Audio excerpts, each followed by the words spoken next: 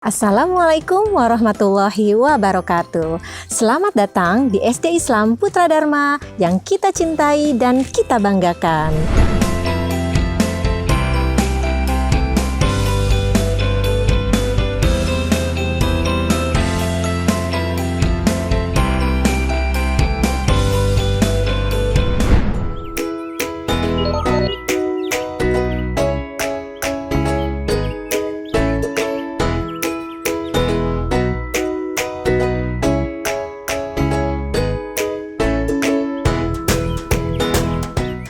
Apa kabar Ananda Musdalifah yang soleh dan soleha?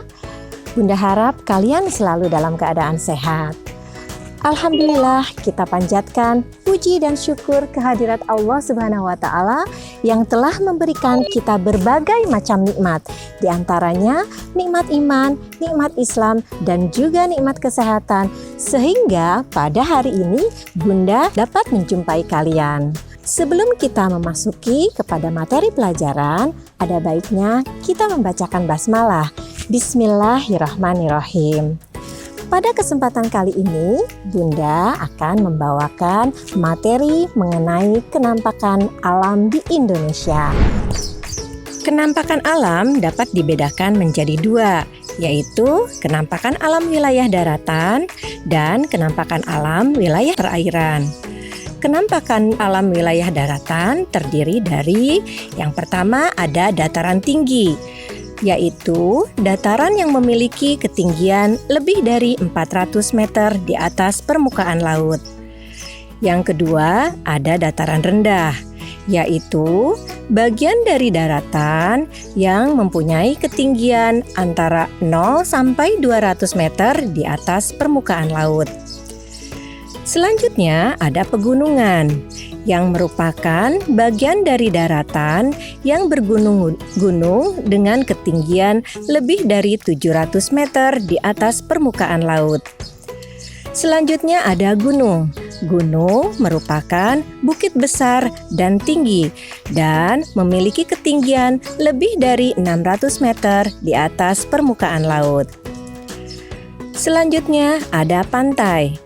Pantai merupakan bagian daratan yang berbatasan langsung dengan laut. Kemudian ada tanjung. Tanjung adalah sebutan untuk bagian dari wilayah daratan yang berbentuk memanjang dan menjorok ke wilayah lautan. Teluk. Teluk adalah wilayah perairan yang menjorok ke arah daratan dan dibatasi oleh daratan pada ketiga sisinya. Kemudian kita akan mengetahui mengenai kenampakan alam wilayah perairan. Pada kenampakan alam wilayah perairan, yang pertama ada sungai. Sungai adalah aliran air yang besar di wilayah daratan. Sungai mengalir dari lembah menuju ke laut, danau atau rawa. Kemudian selanjutnya ada laut. Laut merupakan bagian terluas dari wilayah negara Indonesia. Air laut rasanya asin.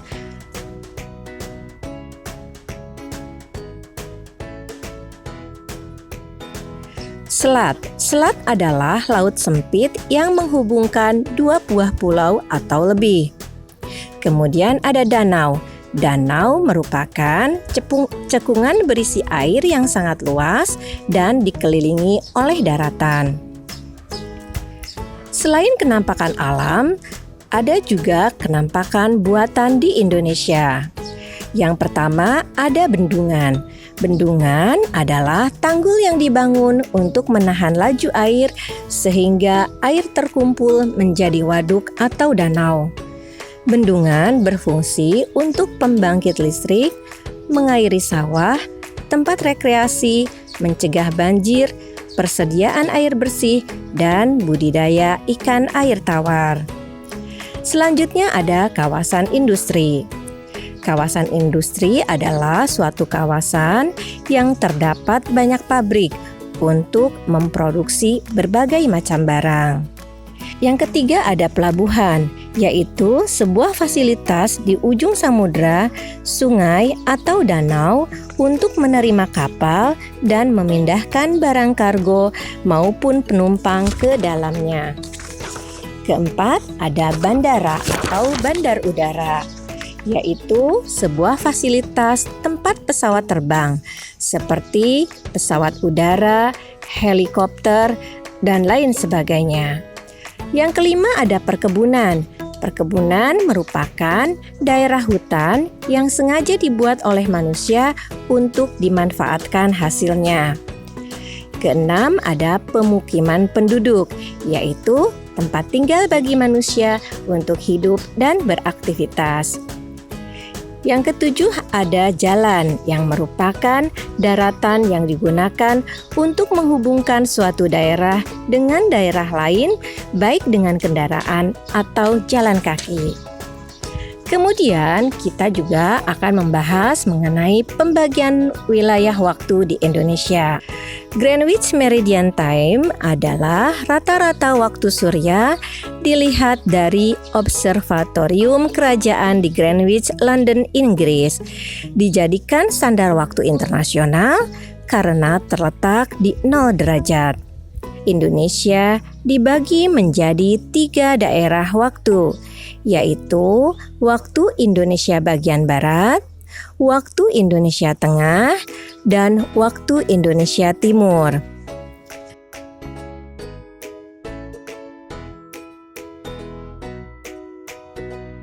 Nah, materi pada kesempatan kali ini alhamdulillah sudah selesai. Kemudian, tugas Ananda adalah menyebutkan contoh dari kenampakan buatan dan tempatnya di wilayah Indonesia, masing-masing 3, yaitu contoh dari bendungan, contoh dari kawasan industri, contoh dari pelabuhan, contoh dari bandara, dan contoh dari perkebunan. Alhamdulillah, materi pada kesempatan kali ini sudah Bunda sampaikan. Bunda harap kalian dapat memahaminya dengan baik. Sekarang, marilah kita selalu menjaga kesehatan, mencuci tangan, menggunakan hand sanitizer, dan jangan lupa memakai masker apabila keluar rumah.